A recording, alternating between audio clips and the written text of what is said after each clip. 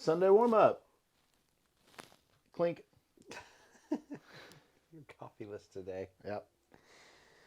This Sunday, we are continuing our series on identity crisis, and we are in the book of Ephesians, and we have made it to chapter 3.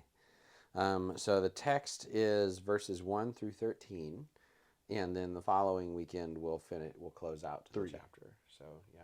3? Chapter 3. Not chapter 1. No, chapter 3, verses 1 through 13. Yeah, so let me clarify. I might have heard you wrong. So that's possible too. But 3, 1 through 13. So read it out loud with your family.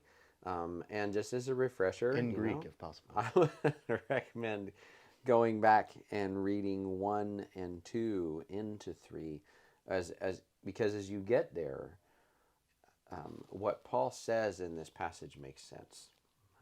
And that's the thing. If it's like, you know how sometimes you do a devotion at nighttime or before you go to bed or in the morning, and you start another chapter and you read a paragraph or something, and sometimes you think, what is this going to say to me in my life? This section, you cannot do that with us.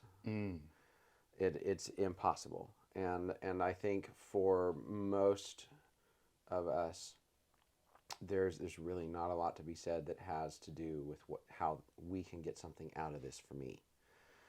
So we need to take more of a holistic, contextual approach to this passage in order to hear what Paul is saying before we can really pull something out of it that is meant for today's audience. But it's a great passage. I love this passage. The study in it was really fun, and it kind of puts everything that he's talked about into a much deeper perspective for us as he now places himself in the midst of this thing that God is doing in the world, and his mission in bringing two people and forming one new humanity with them. But that's what we can prepare for.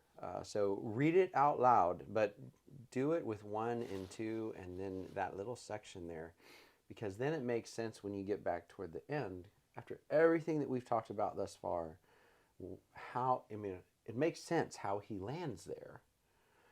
So I just want to encourage you in preparation for this Sunday to go ahead and do that. So it's great stuff. And it might be confusing, He uses the word mystery. That seems mysterious. Yeah, and mystery in Paul's day and age, 2,000 years ago, meant something quite different. Sure. So that'll be fun to explore as well. I'm not going to tell you what it is. So you got to come. You're keeping it a mystery. I'm keeping it a mystery. I'm keeping it an American mystery. Fantastic. So, yeah. Looking forward to it. Yeah. So tell us what worship's going to look like. Yeah. Songs of praise. Be great. No, and I was meditating through chapter 3 and was thinking on verse 13, 12 and 13, and the access that we now have to the Father because of the blood of Christ. And so we're going to kind of highlight that through worship this week. It's going to be great. Yeah.